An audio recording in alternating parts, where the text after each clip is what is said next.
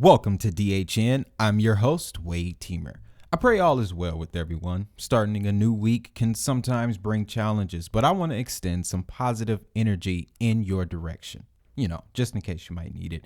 Might not be much, but it's the least I can do in exchange for the time that you all spend with the network on a daily basis. Now, let's get right into the information. We have an update on Veritaseum versus Coinbase, IOTA possibly working with TOSHIBA. It's a lot to that one. And lastly, we look at what's been going on with the Casper Network recently. They've been making a lot of noise on the charts. Global crypto market cap is now at 931 billion, up slightly, only 1.5% over the last 24 hours. Total crypto market volume is up over the last 24 hours, 28%. That's very interesting. Bitcoin sitting at 19K, ETH just above 1,300, BNB coming in at 273, and XRP having a slight pullback down to 47 cents. Now, I want you to notice something. We had a lot of attention on the case in the past few weeks, and price action responded accordingly, I think. Now that things have quieted down, so has that price a little bit. It's a dynamic of this market that I want you all to be able to see. If we look at our top gainers for the week, we can see Quant and the Huobi token are going absolutely insane right now. You know what's happening? Justin Sun just disclosed that he has had quite a large stake in Huobi since about 2013, and he's buying more. And for Quant, well, they've been front and center at Cybos conference this week. So real world events do have an impact on this market and these assets, folks. In my opinion, if you're coming into the market at this time, you need to be in the payment coins, XRP, XLM, XDC, Algo, Quant for sure. Even though Quant is rallying right now, it's still nowhere near the highs that I've seen it. This is a bear market pump. Imagine what Quant is going to do in a bull. Let's get into some news, starting with Veritaseum versus Coinbase. Guys, this is coming from Reggie himself. I love how he put this tweet. We have Crypto David versus Goliath. Entrepreneur files a lawsuit to protect the inventions that powered the $86 billion IPO. Coinbase, which retained two law firms, bolstered its internal legal team with legal insiders to file an emergency motion for an extension of time to respond. Is this a significant event in Coinbase's history? Yes, it is. What we have here is the motion itself. Coinbase's counsel is currently analyzing the patent after hiring a couple law firms. Because of this, they are requesting an additional 30 days rather than the original 10 days that was set forth by the court. So Coinbase is definitely taking its time with this. Guess they needed to finish that deal with Google first. As this tweet further details, they've hired from Goldman Sachs, Walmart, and OKCoin. But I think the most interesting hire is Ariana Woods from Capital One. She is a senior director, associate general counsel, and head of intellectual property. Now, I couldn't help but look deeper into Miss Woods. She also worked for Hewlett Packard back in the 2010s on the patent council and later as a member of the senior patent council. She has been working in the IP field since around 2008. So, in my opinion, Coinbase hired an expert in intellectual property, someone who has read several patents. During our interview with Reggie, I asked questions with the intention of trying to see what all was covered in the patent. As we discovered, it's any device or method facilitating conditional value transfers. Any device. So, people like us who are completely unfamiliar with the discipline, if we can get that understanding, what else could she possibly tell Brian Armstrong besides, hey, I believe you missed a spot here and here and here. As it stands, though, we are currently playing the waiting game because this request was granted. Coinbase's deadline has been extended to November 14th. Now, if you want to follow the updates on the case live, I did find a website that I have been using to keep update with this. I'll place the link to that as the pinned comment.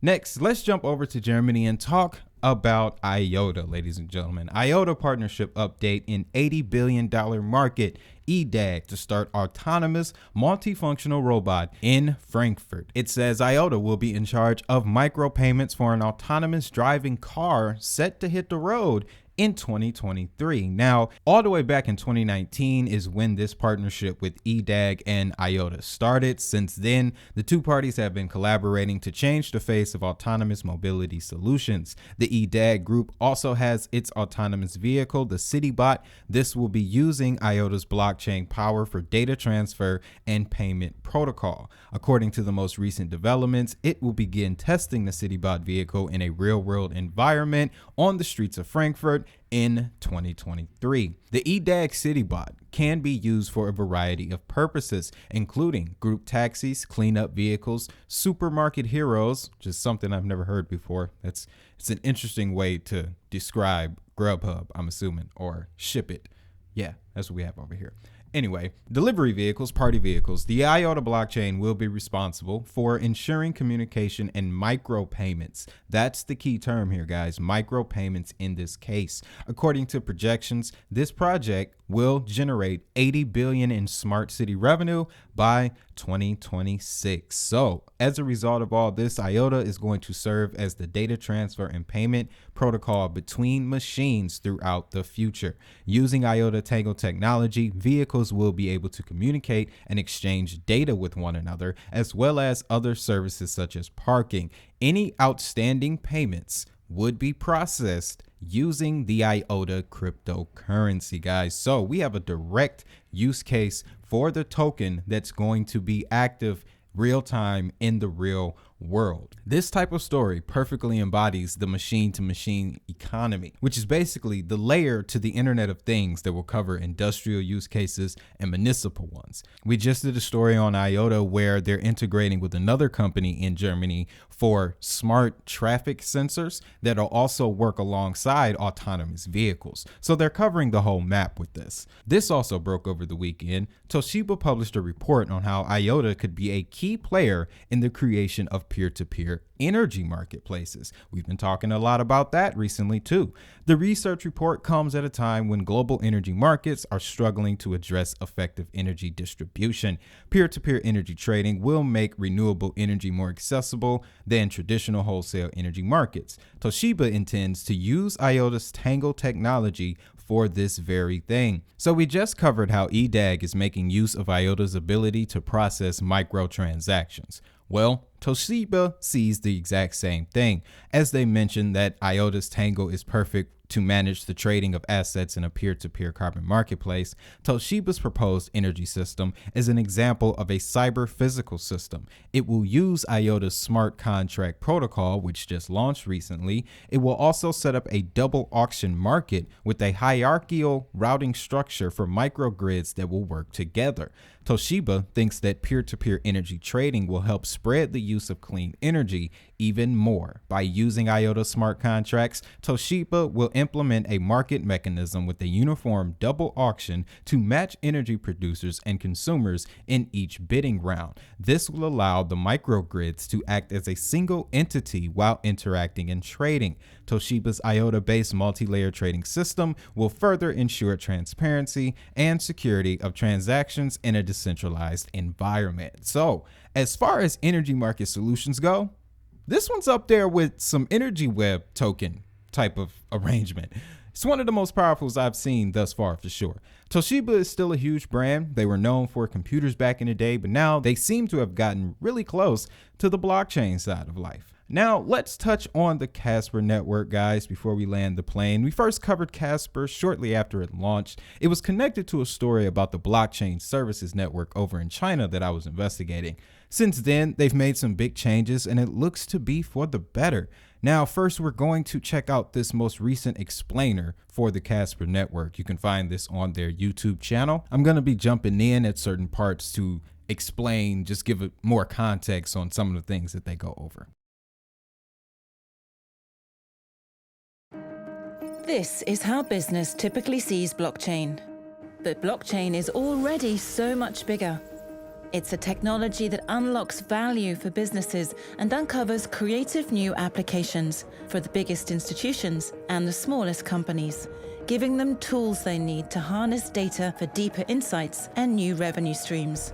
A growing number of industries have adopted blockchain, and blockchain-based business value is projected to grow to $1.5 trillion by 2025, doubling to $3 trillion by 2030. And while most blockchains are built on a niche technology that can take years to learn, Casper is built for the other 35 million developers worldwide. They can be building on Casper in weeks. You don't need to commit untold sums of money and time to train developer teams in entirely new programming languages. Casper will empower them to use their existing skill sets to start building blockchain applications in weeks, not months or years. Now that's very key. Developers with prior programming experience can apply what they know directly to the Casper blockchain. This is going to do wonders for scalability. Sometimes we cover hackathons for projects on the channel. This particular feature would apply here. The onboarding of new developers to a blockchain is just as important as the process of bringing in new customers. Next, they get into their approach to smart contracts for enterprises. Casper allows you to upgrade smart contracts after they go live, which is something I am honestly hearing about for the first time. This is really, really important to give enterprises and businesses the opportunity to add new features or even make bug fixes to their on-chain code. And this flexibility doesn't impact Casper's enhanced security standards. Casper's approach to security is unique because we don't compromise security for performance at the consensus layer. We make sure that consensus is very, very secure. After this, they cover how Casper runs on proof of stake and making it more energy efficient than Bitcoin. But I want us to pay attention to when she said they don't sacrifice security at the base layer. This kind of ties into the other piece of information that I found. They have just added a major upgrade to the base layer of the Casper Network. Yes, we have another clip. I love crypto media. Blockchain technology in general is extremely disruptive. What would you say is the most disruptive part of the Casper blockchain? The most disruptive is the feature that we have. It allows multi-signatures on chain. This is something I haven't seen implemented on a layer 1 yet. So we are able to have a collective participation on the blockchain, and it's secured by the layer 1 protocol. So one use case that I'm really excited about is property rights, IP in the music industry and in the arts, supporting the artists and being able to give them the right portion depending on their contracts. The collection of smart contracts on chain can ensure that they get their share. We have seen, and I have seen many stories where the main artist does not get almost anything. So if you pair those multi-signature smart contracts with the fact that they are also upgradable, what you get is a scenario where you can create an established agreement. Let's say $100K a year for 4 years. During that 4 years, though you outperform your competition, now you can get a little bit more. If you're using Casper, you can amend that smart contract in the 4-year term. This can be done for multiple people simultaneously, and we're talking about resource management on a whole different level here. Now, she also talked about the music business, ownership, NFTs. Well, this was announced earlier this month. Casper now has its own enterprise NFT standard. So much like Ethereum's ERC 721, Casper now has CEP 78. It will build on the foundational standards of the CEP 47 protocol, which initially introduced NFTs to the Casper blockchain. CEP 78 enables organizations to maintain upgradability over NFTs even after they've been deployed to ensure that they can meet changing business requirements and evolving customer preferences. So this plays just like those smart contracts, which again doubles down on the example that I just gave. This can be used for all of the things that NFTs are being projected to be used for. Property ownership and the transfer of that would be the biggest one. Now, we have a tweet here courtesy of Javier Vincente G7. That's a fly name. But he gives us a roadmap on what to expect from the Casper Network. This gives us Casper Labs, which is essentially their development foundation. I want you to take a look at January of 2023. They're participating in Davos, hosted by the World Economic Forum, and this would be the third time. Shortly after that, we have Casper 2.0 launching, which is going to be big for the chain itself. Then in Q3, we have the anticipated launch of a Fortune 500 clients, plural, on the Casper blockchain. Now, that could be anybody, but the quality of who that could be, I think, is what we're most interested in. So we're surely going to be covering Casper more in the future. As a matter of fact, I need to make some additions to my Power 42. But you know, I'm always interested in hearing your ideas, folks. Let us know down in the comments. Don't forget about your DHN Crypto Journal for 2023. While you're at it, if you're curious about how Diamond Hustle members have access to exclusive crypto documentaries and educational content, just click the join button under this video to learn more.